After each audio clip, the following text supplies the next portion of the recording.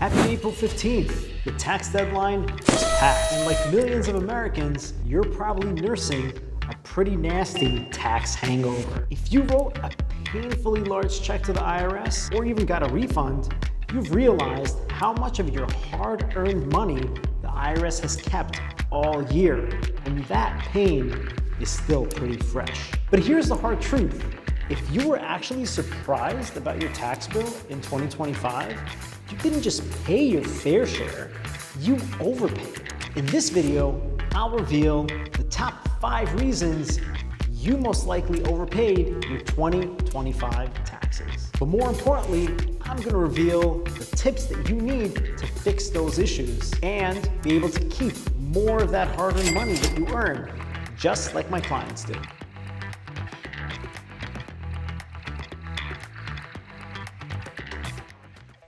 Welcome to Taxes Shmaxes. If you're new to this channel, I'm Edward Nisanov, President and CEO of Nisanov Tax Group, and I've been advising on tax strategies for over 20 years. You may have seen us in Forbes, Yahoo, and Newsweek. And on this channel, I give you the total blueprint for wealth preservation.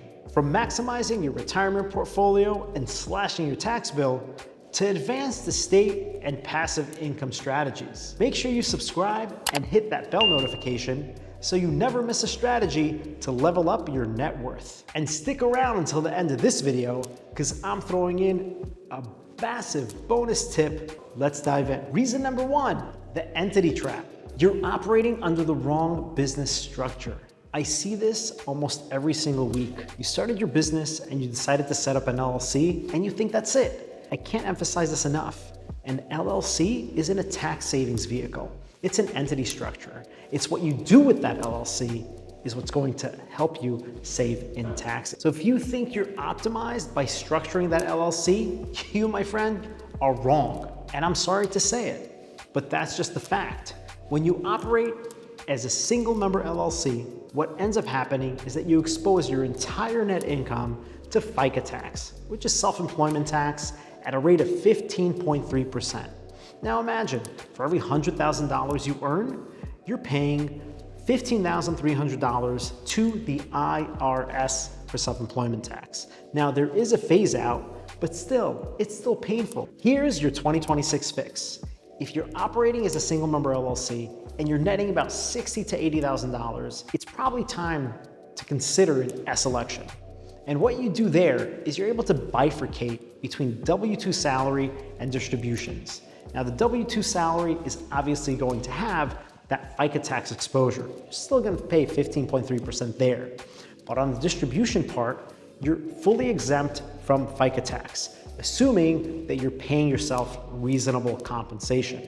And that's what we want to really implement. And at Nisanov Tax Group, we can assist our clients in implementing that payroll function as well. So there's no confusion on how to do this successfully, and we can walk you through the entire process. Oh, and also save you thousands of dollars. The next reason is a big one.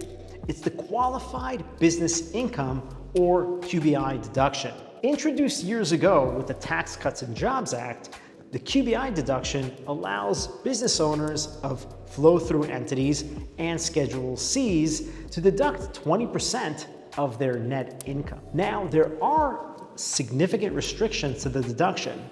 There are income threshold restrictions where when you make too much money, you cannot take that deduction for certain specified service industries. So for example, if your business made $100,000, you can deduct $20,000 against your income.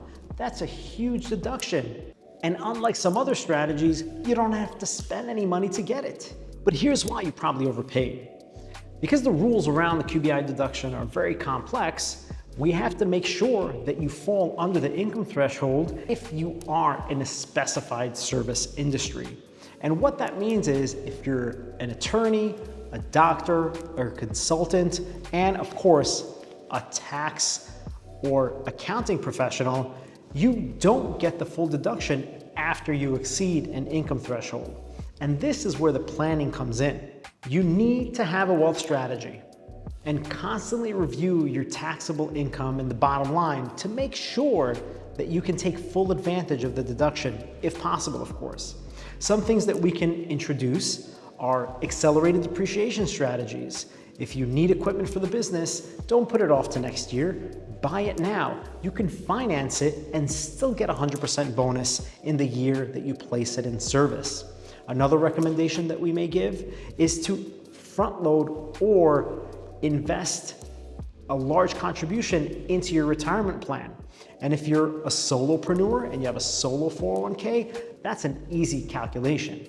But if you have multiple employees, then things get a little complicated and we may have to introduce a cash balance plan. But we're able to bring these strategies in to make sure that you can get as much as possible from that QBI deduction and keep as much of that 20% discount off tax as we can. Reason number 3 is ignoring above the line deductions.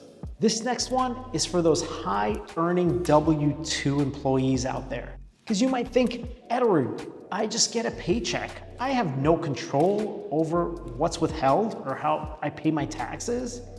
Well, partially yes and partially no. And that mindset right there is exactly why, as a W-2 employee, you probably overpay tax in 2025. But don't worry, we'll change that in 2026.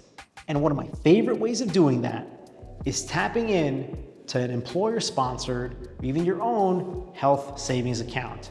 An HSA is an amazing above-the-line deduction and a powerful tool that you can use to sock away some cash for health expenses.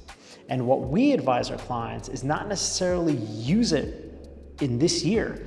You can actually use it as a retirement account, because once you reach 65, it opens up doors to other expenses that you can pay with that HSA account. Not just medical expenses, but you can pay for long-term care, you can pay for nursing, assisted living, etc. So you can treat it like a 401k or a retirement account for your future medical costs. An HSA is one of the few triple tax advantages accounts in the tax code, meaning you get to put that money away tax-free, it grows tax-free, and you use it tax-free as long as it's for qualified medical expenses. Yet, millions of people pay for their medical expenses out of their regular checking accounts. And again, you can use it as a long-term strategy, or you can still use it as a short-term strategy. We like to say, sock it for later. It'll grow tax-free. Think of it as a supercharged Roth IRA account as long as you use it for qualified expenses. That's why I love the HSA. Another strategy that we like to implement is the backdoor Roth account. Because if you're a high W-2 earner, you can't do a direct contribution to a Roth. You'd want to structure a backdoor Roth. And if your employer allows, you can even incorporate what's called a mega backdoor Roth. And that, my friends, is where you can sock away a significant amount of money into your retirement account on the Roth end and never pay tax when you pull it out. And here's one of the biggest ones. You are in control of how much tax is withheld from your paycheck. And what I hate seeing the most is when our clients receive a huge refund, meaning the higher earning clients that are on a W-2. And the reason being, it just means that they've overpaid and the IRS has been sitting on their money for months and months and months, and you're essentially giving the IRS an interest-free loan. There's no reason to do that. Make sure you chat with your tax advisor to ensure that your W-4 is correctly completed so you're not giving the IRS an interest-free loan. Now, let's move on to reason number 4. And you'll kick yourself for this one if you haven't been using the market to your advantage. 2025 had plenty of ups and downs in the market. And if you've sold high, which is what you should be doing, right? You buy low, sell high, you've realized a significant capital gain. However, many people overlook the losers in their portfolio. And we encourage you to do so towards the end of the year. Around December time is a great time to scan that portfolio and decide on whether you want to keep those losers or not. If these are stocks that have just been dormant for months and sometimes even years, we see clients holding on to some stocks in hopes that miraculously it'll just come back to what they purchased it at, it may be time to sell those. And the reason why you want to do that is for tax loss harvesting. If you sell losers, the losses that you have on that sale can offset your capital gains. And this becomes huge, especially if you have short-term capital gain exposure, because short-term capital gain exposure is taxed at your ordinary income tax rates, whereas long-term have preferential tax rates, 0 to 20%. And if you're a high net worth or high income earner, your capital gains are also subject to an additional 3.8% net investment income tax. You're taxed on multiple sides. So as much as we can bring that down and limit your exposure, not just to the regular income tax, but net investment income tax as well, this is huge. And for tax loss harvesting, we don't only look at your stock portfolio, we should consider your crypto portfolio as well. And the beauty with the crypto portfolio is that cryptocurrency is not subject to wash sale rules like stocks are. So meaning if you sell a stock that's a loser, you can't buy it back for 30 days. Because if you do, that loss is not considered valid for an offsetting strategy from a tax perspective.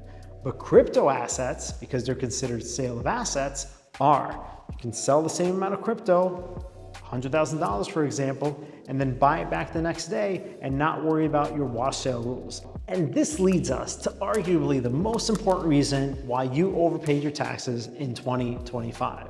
And that's because you've been working with a tax preparer and not a tax strategist. If your tax guy or gal calls you in the middle of March asking for your receipts and some W-2s, they are historians. They're not doing much for your tax picture.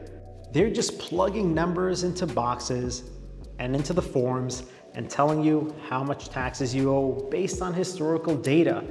In April, it's a bit too late for us to do any planning, but the future is when we can plan for. And that is the difference between a planner and a preparer. So wealthy people don't use preparers, they use strategists. They have constant conversations with their trusted tax partners, and plans are implemented in June, September, December, and all throughout the year to make sure that when it comes time to file those taxes, the active decisions that you've made throughout the year are reflective in that filing, and you're maximizing your tax savings. Things that we can do throughout the year: you can acquire equipment, you can change your entity structure, you can look into funding trusts, depending on what everything looks like in your entire tax picture. It's an ongoing process that doesn't just happen once a year. And at Nisanoff Tax Group, we don't just record the history, we engineer your future. Now, I promise you a bonus reason if you stayed until the end.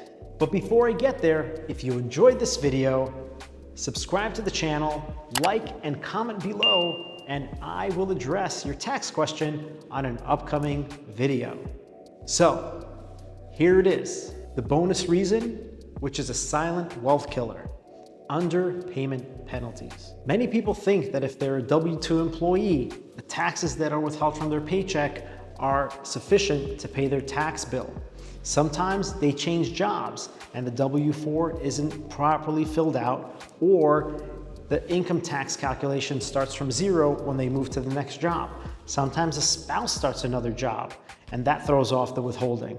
You may get a bonus. There may be an outside event, a liquidation of a stock, where you're exposed to significant capital gain. Lots of things could happen that can trigger that underpayment penalty.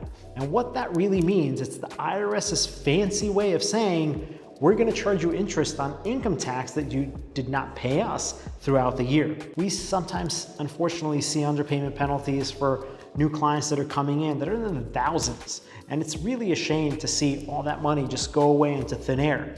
What we do with our clients, we actually set up an annual engagement where we will calculate the specific quarterly estimated tax payment for their scenario. If any of these 5 reasons hit home for you, it's time to explore a tax planning partner for 2026. Don't wait until next April to feel this pain again. If you want to see what you've been missing out on, click on the link in the description below and schedule a complimentary strategy session with Nisanoff Tax Group. We'll take a look at your 2025 tax return, go over your entire tax scenario, and see where the bleeding is and plug in those holes. Let's make sure the bleeding stops and the money stays in your pocket. And we'll build a custom blueprint so you never have to overpay again. And if you like this video, check out these wealth preservation videos next. Click here.